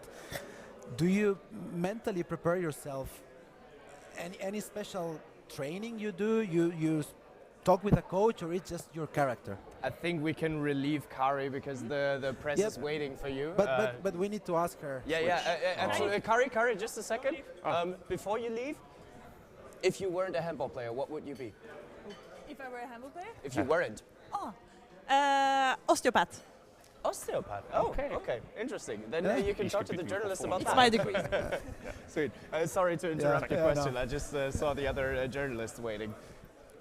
So back to your question. Yeah, because as a goalkeeper, I've been a player myself, and there is certain goalkeepers that have this aura, you know, that you know, you feel as a player that, okay, this goalkeeper, she knows that she's, you know, where I'm shooting and everything. And I feel when I see you playing, you have this confidence in yourself. So do you prepare mentally yourself in a specific way to have this? Good question. I think during the years, I have to establish that in my game because I'm not the biggest goalkeeper. So I try somehow to be bigger than I am, especially in their minds. And this I'd worked on a lot during the years, and it's mostly actually about speaking a little bit to myself before the game and pepping myself up. And I learned it actually when I was in Larvik by Lena Rantsala that my attitudes should be more bigger. And I love it. That I worked on, and when it works, it's good. It's working. Yeah, it's working. I would say you have it as well, but is it more special for you? Probably had the question 100 times. Is more special for you playing against Danish teams and also with the record that you maybe have? You played earlier this year also against Esbjerg where you performed very well also. Is it more special for you since you're from Denmark playing against Danish teams? I would really hate to lose against the Danish team. Yeah. I think it's like that for everyone. When you go abroad, you don't want to lose to team from your own country. And Esbjerg is also my old team, so no. Actually, last year, one of these storylines of the EHF Final4 was how in this world has Sandra Toft not won a Champions League title yet? And last year, finally, you were able to lift it, and many Danish fans and handball fans around the world were very happy for you. On the other hand, did that change your perception of the Champions League as a tournament? No, I just wanted more actually. It was the best feeling in the world to finally win a big trophy. I also didn't win anything with the national team, so that moment was for sure the best in my career. Okay, and I got the sign that we gotta relieve you here because, the time is coming to an end already. But thanks a lot for having been here. Thanks for the talks. And at first, best of luck for tomorrow. Thank you. And at second, Martin. Yeah, it's the same question for Sander. Now you had the chance to think about it. If you weren't a handball player, you would be? A handball coach. Handball coach. And what a transition! Amazing! Hello, Luke. Hello. Hi. I need to learn that to stand up. Welcome, you're right. welcome. You're educating me. It's great. It's great. Good to have you here, Per. How's it going?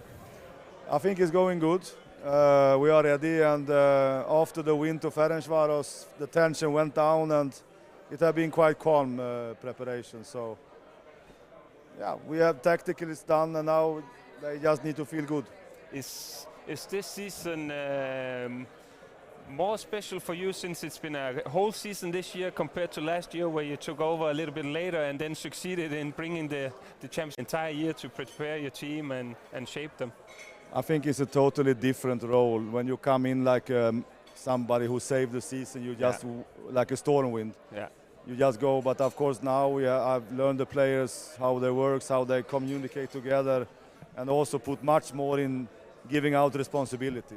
Yeah. That you need to be a part. You cannot shut up and just let the coach decide things, because in the end he will decide. But I also have a very healthy group, as healthy in that way that they are really good to work with. You don't need to motivate them. They always try to follow. They try to understand the intention. They have patience with me when I'm lucid. And it's a really good group to be. Yeah, okay. Actually, how difficult is it to become the new coach of Gjør? So last year it was around April when you took over, just ahead of the EHF Final4, and now it was your first full year, or the first full year is just coming to an end. Yeah. How difficult is this task to become the coach of, well, the biggest club in the world? I think first of all I was 16 years with men's, and then now 16 years with women. Of course I think all the coaches on the women's side want to try Gjør, or like try Barcelona or Veszprém. This is the same, and it's big shoes to fill, because you know that you will stay there maybe if you do results. And the club wanted to bring back the Champions League trophy and the domestic trophy, and I think the Hungarian trophy was the most important to bring back, because Gjør have suffered because of this, and we took back both. And of course this gives me also confidence, and also the players confidence. So it's pressure on a different level, who is hard to, but you need to cope. Otherwise you pee in your pants, or you fix the pressure, or you go out. But now I have been out almost 10 years and I learn, but sometimes it's tough. It's really hard.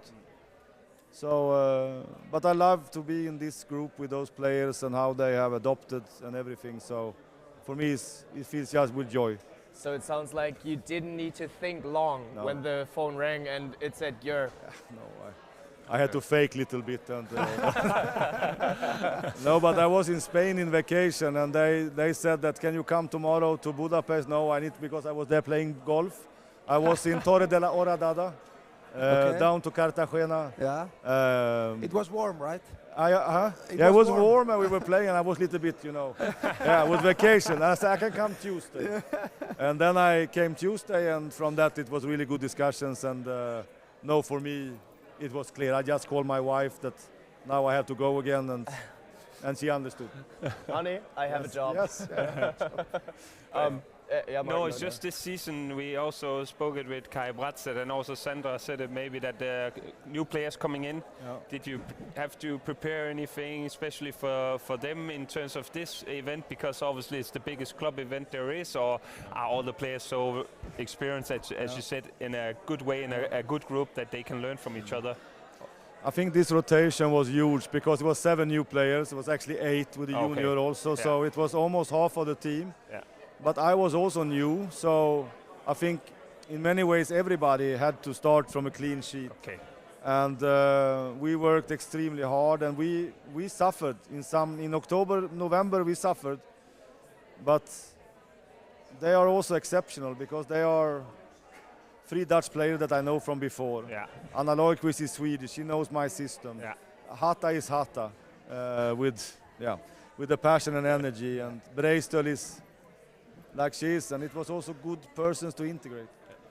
So you would say also, as you said, with getting the domestic title, the Hungarian title, you're coming here well prepared, with confidence, and actually you know what's coming in the arena. You've experienced it, so you're in a good state of mind, if you can say it like that. Yeah, but I think this is different than 1 year ago, because I felt this team last season more stressed, much more stressed, because we didn't have any titles, or they didn't have any titles. This group have this title now, and also for myself, it's the 4th time I'm here.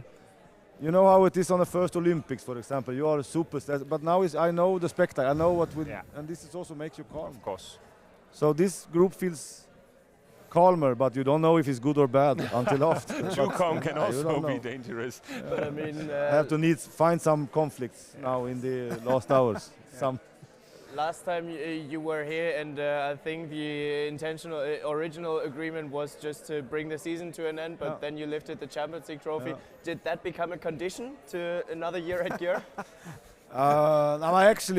They wanted to write directly more years, but I said, because I had to go from Spain, from the golf course to Budapest, and my wife said, you cannot discuss 3 years now. Okay, and then I said 3 months. But one condition from me was to start to negotiate before the Final Four. So I brought them to Final Four, and then we spoke. This was the deal from the beginning, and then it felt good. Fair enough. Cool. Then best of luck for the game tomorrow. Last question also for him. Gotta be a quick one. We are ending all the interviews asking if you wouldn't be a handball player, a handball coach, what you would be.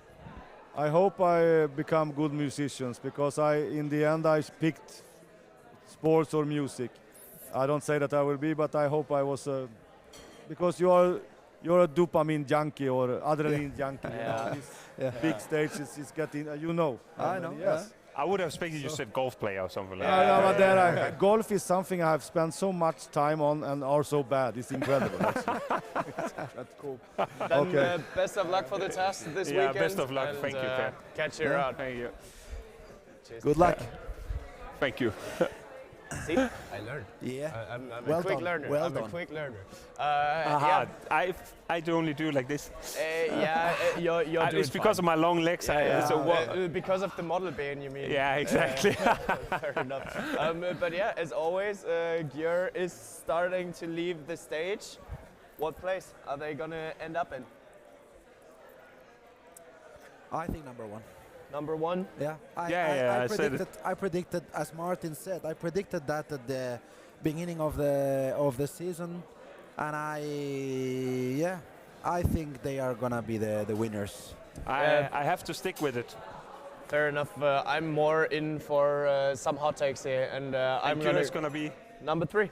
Yeah? Győr is going to be number 3 because, it's finally time for Esbjerg to beat them. But you also like to take, some of the not obviously choice. Come on. You're ready for the beating that's coming. Always ready for the fight and always ready for switching it up. Round 1.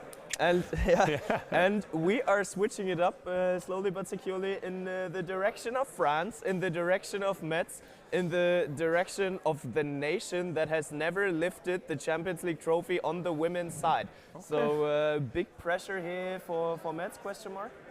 Okay. Well, yeah, of course, there is always pressure. Dika. We have a message from Dika. Yeah, hey Dika, big weekend ahead in Budapest. You heard the message before. Who's your favorite? Hey, I'm going with the French team, Metz, of course. It couldn't be any other way, But yeah, of course, there is pressure. All the teams that are coming here, there is pressure. And I think Metz, the last time they've been here, they won the bronze medal. And they, of course, want to, to play this final.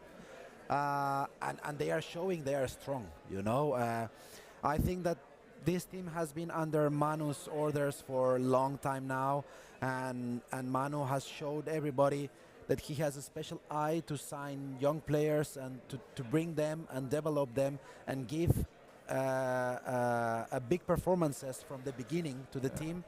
So there is pressure, but I think that it's a controlled pressure, and it's actually a good pressure for them. I'm just super impressed by Manuel and what he keeps on doing, because then Christina Jørgensen performed well, then she goes to Gjør, then Sako performs well, then she goes to Gjør, and then all the other players that are performing, they're switching. Burgaard, he's playing from Odense and stuff like that, and then it's like, Odense, Mets next season, they're gonna struggle. And then somebody else comes up and he finds someone else, and he has a tendency, as Victor said, to find players, and the mix he has is very good, and it's gonna be interesting to see also with the players out with pregnancy, what he can do and how he can mix it up. But one thing we know is that there's gonna come something. And they have experienced players with Dalot, Pinot, and Mette Hansen, and all those players. They know what it takes, and yeah, it's. I'm impressed by him every year, because it's like, as I said, it's like. It's amazing. Yeah, it is, basically. And also, let's have that in mind that I saw the statistics that it's the second longest ever unbeaten run that's been there. 15 games without losing a game, and they won the Cup in French, they won the league, and unbeaten in Champions League. And just said that with the players they're missing, it's like, that's pretty... It's amazing. Yeah.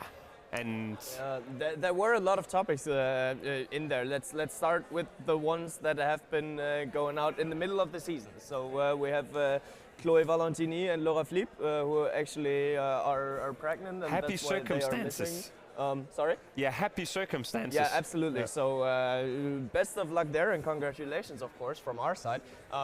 Still, from the player side, you need to look at it. Well, it is 2 key players that we went into the season with, and they are out of it. So how does the team handle that? Well, it's difficult because, as you said, I would say it's 2 starters that are away from some time for very, very good circumstances. But as a team, it's difficult because when you have such an important players out of the team, you have to find the players that can give you at least the same in the playing court. And I don't think it's easy, but I think that, as we said, Manu is capable to give the group some momentum, you know, that the group itself is you know, solving these situations with this victory streak that they are having. So I think the results are there. We are seeing that they are handling with the situation very well, and I'm excited to see the semifinal tomorrow. Yeah, absolutely. And I mean, one player that they did bring in to replace Chloé Valentini was Nadine Solozzi-Schatze. Not the worst that you could get on that position, right? No, not for sure. And she knows the arena. She's been there, even played, you know, for Gjør, and has the experience. So maybe that can also help Mets, you know, because we said a lot of times with Esbjerg that they haven't made it to the final yet. Mets is in the same situation, and last year, if I remember correctly, they lost to Bietigheim, Ludwigsburg, and now they're also in a position where maybe most will see them as being the smaller favorites against Odense. Can they make it this time? Make it or break it, as you say. But yeah, they are looking good. They're looking strong. I even said that I predicted Odense, but on the other hand, if I have to look from Mets' perspective, why shouldn't they make it? Now, I mean, it just being undefeated, winning the league, coming with confidence, and performing the way they have. Then it should be because of Valentini and Flip not being there, and the squad is, you know, losing some depth or some quality in decisive moments, because they are key players, not only for Mets but also for the national team. That's why I have them go into the final, but you don't, out of your Danish glasses. Yeah, but the thing about me for Odense when they play is that maybe sometimes they are not that consistent in the Champions League, but I've seen what they can do at the highest, and whenever, you know, everything is going well with the way that they play. That's why I think that they can do some damage on Mets, even though that... and then the Lunde effect will maybe show tomorrow. But I think Reinhardt's going to start, and maybe that's a topic for tomorrow and all those stuff. But now we say it here, but obviously it's going to be a close match. Yeah. I'm not saying like, oh, so they win with 8 goals. Yeah, and I mean, you did touch the record already. 15 unbeaten games in a row, or Yeah, it is 15 unbeaten games. They started with a draw and against then had 14 victories in a row. Ahead of the season, I would have never expected that out of all those teams, it would be Metz to pull that run. Actually, me neither, because I think that the level is so equal in Champions League that, you know, you gotta lose some games sometimes. And especially we've seen it so many times that the teams that are qualified, that the pressure drops. It's impressive. It's impressive. They were also in a strong group with FTC and Chesem Bucharesti, if I remember also correctly, and there was another one also in there in Storhamar. With a great goalkeeper. Yeah, but I mean, so that says a lot also about them going to Hungary, winning against FTC, going to Romania, winning against Chesem, where Esbjerg just lost. So it's impressive, but let's see if they have the extra 5% to go to the final, and it's going to be interesting to speak with the players. Yeah, and I mean, it's funny because 16 matches are the current reigning run by Győr. Yeah.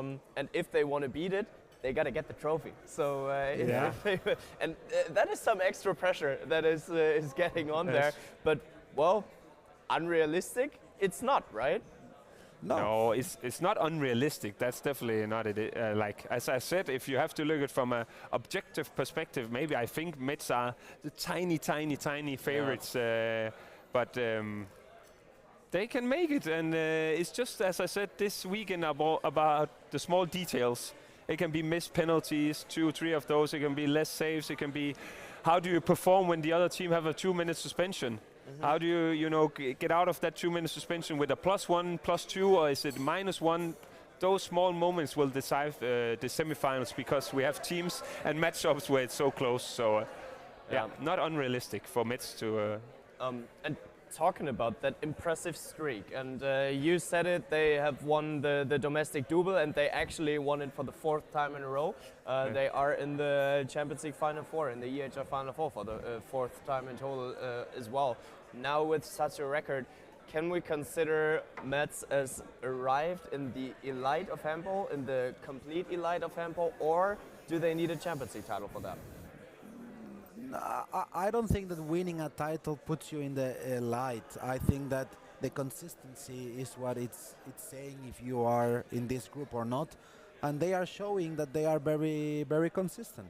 So yes, I would say yes, that Metz is in the last decade elite of handball.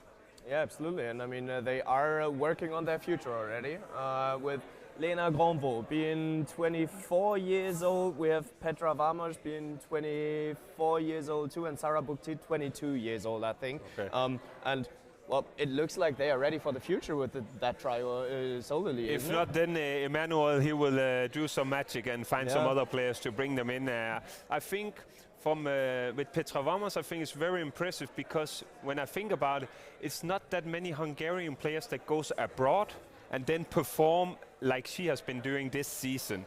And now we're not speaking national team-wise, but going to a country like France, from Hungary, and then at that age, and then perform like she did and have an impact in the team. I think that's super impressive because when you think about it, it's not that many Hungarian players that go abroad when they are some of the best. Then they go to Győr or FTC and play there. So I find that's extra special. But Emmanuel, he will find some players that are ready if they don't already have it. That's what we learned from this season and all the other years, that whenever somebody's leaving, he's bringing them in.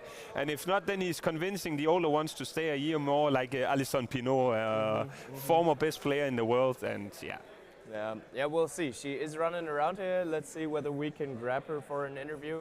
Maybe we can say, if you win it this year, are you going to take one more year, or are you ending on the high note? Yeah, I got the question prepared. Can we believe you this time when you say that you're retiring? But we'll see whether she will be around. But I can understand her, you know, because when I retired, if I would have the chance to go back in a top level. And in a short period of time right after you retire, oh man, you go. Yeah. You go, because as Per said, you know, this adrenaline feeling and it's not coming back once you are away of professional sports. So to experience that, retire, get that feelings away of you, and have the chance to be back, it's no doubt. Then you could also get the farewell that you deserve it, Victor, because of COVID, it was a little bit. A little bit. So maybe there's a call coming up. We don't know. Yeah, I mean, I've been running with that guy this morning. He's fit. He's fit. He can talk and run. Yeah, he can do that all day. There was actually one nice sentence that he dropped. It's really nice to just be running together and be in silence. And I was like, oh, well, what a nice way of saying shut up. I was feeling for him, you know. Like you were giving him an advice? I understood it the way you said it, Paige. Yeah, something Please in be that quiet. direction. But yeah, let's keep it at Metzi for a second, because we've been talking about the experience and the young guns in the club. So how do you like the mixture at Metz? Yeah, I think, as we said, Manu has this feeling, you know, to sign young players and develop them. And for me, of course, right now, Petra Bamos is the player that has, as Martin said, you know, kind of surprised everybody the level that she's playing at. Yeah.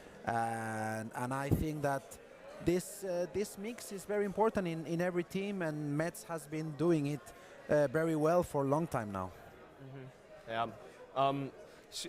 Yeah. But there's just as she walks past, it's Buktit, and you know she's an exceptional player, young player, and also last year she performed well. This year she's performing also well. But there's one thing I would also like for her, because she's also shooting penalties sometimes. I would like her percentage from the line sometimes to be a little bit higher. And obviously she's young, so it would be weird if there was nothing for her to develop. But in that sense, I would like her to maybe increase the shooting percentage from the line. I'm not saying this in any way of not saying she's not performing, because she is, and because she's standing 3 meters away from you. No, but I mean she also took the French team with the Storm. They also have great line players like Foppa also on there, and she's getting time in the national team also. And you don't get that if you are not a top player.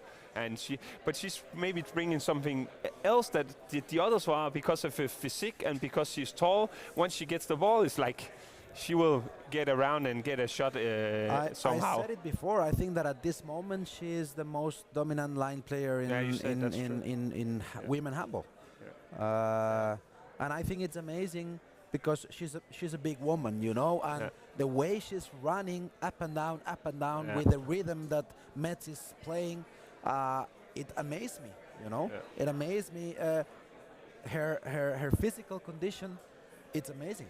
I think about the line player also from Ludwigsburg, Gassama, if I remember correctly, and also Pintea from Chesem Bucharesti, also women that are physical, super strong and tall. Yeah, and Lisa Chapchet also. Yeah, Chapchet also. Yeah, there are some of those kind of players that whenever they get the ball, the defensive player needs to think about, do I want to make a penalty here and maybe get a 2-minute suspension, or do I want to put pressure on them and then see how they can shoot from that angle or stuff like that. But yeah, she's here now. She's been here the last couple of years, and she will be here for the many years to come also. We are gonna come back there. Yes. Hello. Nice to meet you as well. Hi. Nice to meet you back. Hello. Hi. Yeah. Oh. Hey, Martin. Hey. We're opening the talks all in the same manner, and for you especially, it's super interesting. How do you feel ahead of this weekend? It's an amazing experience. At first, there are the microphone here. Yes, sorry. Yes, you can see I'm really excited to be here, and I'm really looking forward to play the first match on this weekend. And you're getting experience to your side. You're getting experience to your side with Annemette Hansen and Petra Vamos in the car right now. So yes, it's a great experience. Giving the question over to you immediately. How do you feel ahead of the weekend? I'm happy to be back. It's so nice that we're here. I'm really happy for the team and the work we put in this season. But we're not satisfied yet. Did you lose the count on how many times have you been here playing the Final Four? I think this is my 8th time qualifying and 7th time going because of the COVID year. Oh, wow. Yes, okay. in a row. Yes, that's crazy. It's crazy. In a row. Yes. Do you have the feeling that you are looking forward to leave this event as a spectator? I really enjoy playing here. Like, I just think it's incredible to be here. Like, I think I take every year as like I never know when I come back, if I come back again, because it's such a big event and so many good teams. So I think it's just incredible to be here and Because it was something I was feeling when I was a player that, oh man, this event, I want to be here sometime without the pressure of playing, you know, and have to win and everything, because it's amazing. Now also, something something is also nice about the pressure, no? And be playing and be able to fight for the trophy, I think. So we were talking about some of you girls and about you, Petra. How is it for you as a Hungarian player, one of the few Hungarian players that are playing abroad, because in your country is a very strong league, and being in Metz, that Manu is also a coach that is known for developing young players and putting them on top. How is it for you to play this Final Four in Hungary with a French team? Yes, it's amazing. Before the season, this was our and of course my biggest goal to be here. And as a Hungarian player, it's a really, really special moment to come back to Hungary. On Wednesday when we arrived, you could see on our face the 3 Hungarian players were just smiling, and it's a different feeling to come home when you play abroad. So this is my first Final Four, and I feel like I'm ready to fight, and I hope a lot of Hungarian players, people will support Metz because of the Hungarian players as well. So I think this is incredible. Actually, and now you're sitting beside someone who has been there for a couple of times. It's super interesting because Anne, we know you're leaving Metz after this season, but sitting beside Petra Vamos, where do you see the future of Metz? Is Metz in safe hands when you leave? I don't know. No. It's difficult to say because they have a lot of new players coming in, but the same we had this season, like half the team left and a lot of new players came in. So we will see throughout the season how it will be and how the players will be together, like on the team. I feel it can be very good. It can also be very difficult to have a lot of new players coming in at the same time. Yeah. Is it obviously you're probably going to answer yes to it, but is it more special for you competing now against a Danish team and also Odense being here the first time? And since you know the players from Odense very well, is it then special for you? Or did you prepare something within the team because of your knowledge that you have? It's always special to play against the Danish team. Of course, I gave all the information I know. Of course, I have a whole document. It's printed out and put on the wall. We will see if it helps, but yeah, it's always special when you play abroad and then you suddenly play a team from your own country. So I just really hope we will beat them. But I mean, you're also coming in with a lot of confidence, winning the French Cup against Paris in the final, Brest in the semi-final, then the domestic league, undefeated in Champions League. It's going pretty well for Metz. And then it's exciting to see where is this going to end. Yeah, exactly. 4 games left. We cannot stop now. Exactly. So I mean, you're coming in with confidence also and believing in yourself. Yeah. I think so. Yeah. Of course. Otherwise, would be stupid. Yes, exactly. It would be strange if we didn't. So. I mean, Petra, you are a wanted woman here in Hungary, so we get to relieve you already with a question.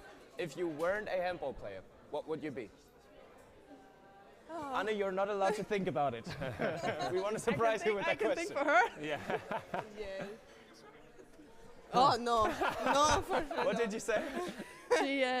She told me about some things she did when she was younger the other day, like dancing. What's that? Oh, what's that? Come on, you're in the same space. Yes, when I was younger, I did this traditional Hungarian folk dance, but I realized it when I was 8 that it's not my that is not my thing. So I started playing handball, but. I guess I would like to work with animals, maybe to have an animal shelter or something like this. Or I really like this kind of area. So maybe after handball I will start something with this. But I'm also studying as a physical education teacher at the university. So I also love to be at school with the kids and maybe to teach them how to play handball. So I'm we in will the animal see. shelter. I can be an employee there. It's great. Me Cool. too. So tomorrow you can at least unleash the animal on the court, and apart from that, we are gonna catch you around later on. So best of luck tomorrow. Thank you. Good luck. Skal I bytte mikrofon, tror jeg? Yeah, we have. I think Anna can stay for a second. I don't Yeah, I know think so. but yeah, we relieve Petra. We relieve Op derovre, ja, og bytte mikrofon. Nej, sådan der. Tak. Ja. Yeah, so talking with you and talking about this Final Four for you, I mean, obviously you have been here for quite some time, but now there's two Danish sides around and well, your former team too. So yeah, I think last question here, but yeah, is it an even more special Final Four for you now that you're leaving Metz again? Yeah, I think it's always special to be here. But yeah, it's like Gjør is here, of course, and then Metz is here, and now two Danish teams. And I'm just really happy for Danish handball, like that it's can manage to have two teams at Final Four. It's the first time in history, and I think it's quite special. Like yeah. But not so happy about it that you hope two Danish teams in the final. No, of course not. We need to beat them, of course. But I'm happy they're here. I get the experience. Yeah, well, and I mean, you would be the Danish part of the final. Of then. course. Yeah, But no matter what, at least one Danish player will be happy on Sunday. So that's nice because Danish players on every team. So let's hope it's only one. Fair enough. Cool. Then we relieve you here with a question for you. What would you be if you weren't a handball player? I think she actually took my answer. I would like to work with animals, I think. That I really like. But also maybe, I don't know if it's a job, but travel around and see the world. As we don't do so much as handball players. So if that could be a job. But you are just seeing hotels and arenas. Yes. Hotels, buses, Yes. yeah, you know it. So it's like we don't see so much when we travel. So yeah. Yeah, I'm not telling you about unleashing the animal because I just saw you really like that one. So yeah, but we wish you the best of luck for, Thank you so for the much. upcoming game tomorrow, and enjoy the rest of your Mets time. Thank you. Good luck. Sweet. Yeah. Oh yes, we have to wake up. Oh, my microphone. Oh, Held og lykke. bye bye. Held og lykke. Held og lykke. Vi ses. Amazing, and it just goes so quickly. But that's it for the media. It's always the of handshake. Oh yeah, well, we get Sasha in for a It's second. always with the handshakes. Okay. And you always like. Yeah, it's great. Well, all rise for Sasha coming in. You know. No, please don't. Sasha Stad Court coming all in. rise. How was your media call experience? It was very, very funny and very exciting because the players seem to be hungry for winning the trophy, and yeah, I think it went by quite quickly, to be honest. We had the feeling that everyone comes in with confidence, and for me, out of a media perspective, that sounds like a lot of drama coming in.